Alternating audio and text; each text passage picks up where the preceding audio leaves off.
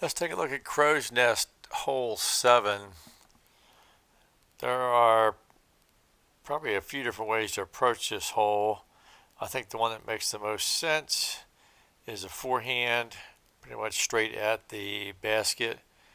But there's probably more than one newer player that has come to this hole and didn't take the time to spin around and realize that's a possibility. And so they played up the fairway. And it's a viable play for birdie.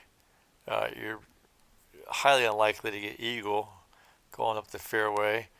But if you want to play for birdie, relatively safe, I suppose.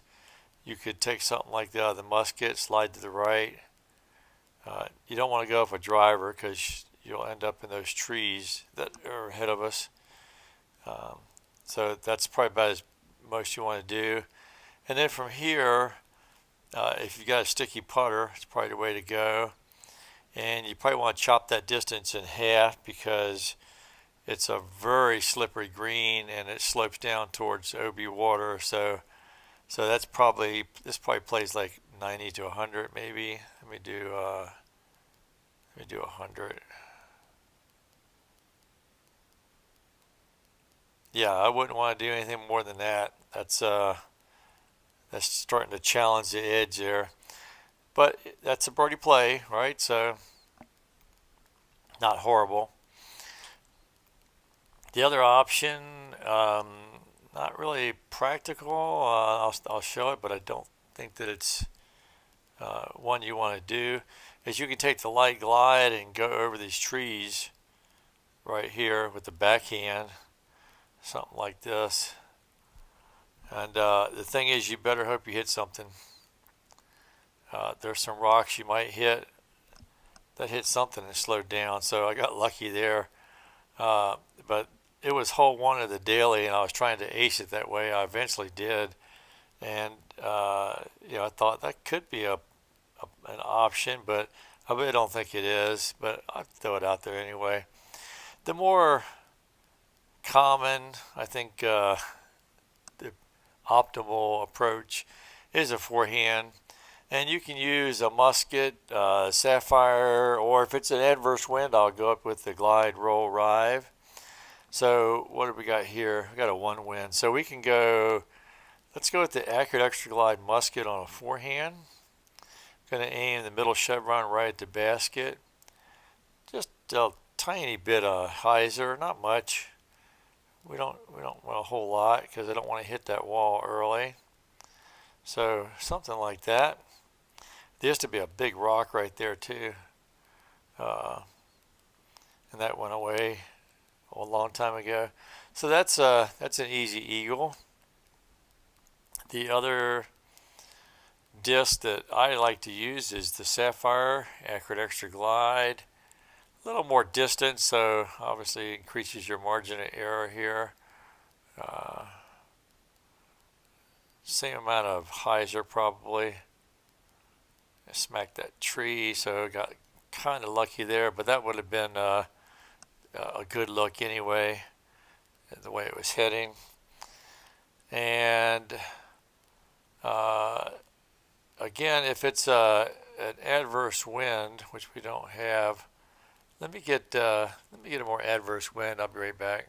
This is definitely an adverse wind because when I spin around to go to the basket, I'm going to go right into a 3 headwind.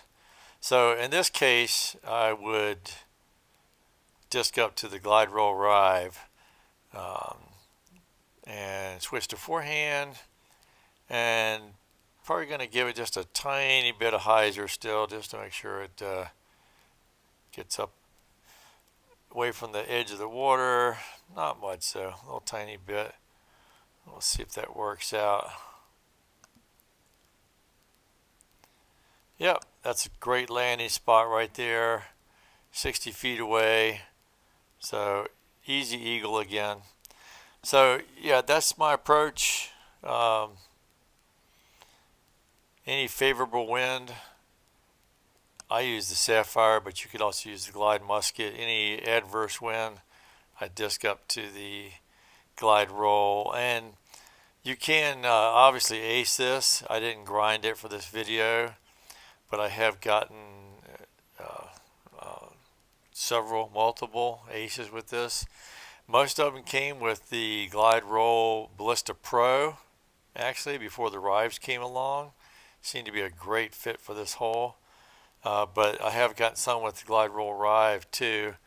It's obviously risky because the basket's perched right on the edge of the OB, but it's doable. So I should mention the drop zone. So any drive that gets close to the basket, let me lower my aim a little bit, close to the basket but doesn't make it,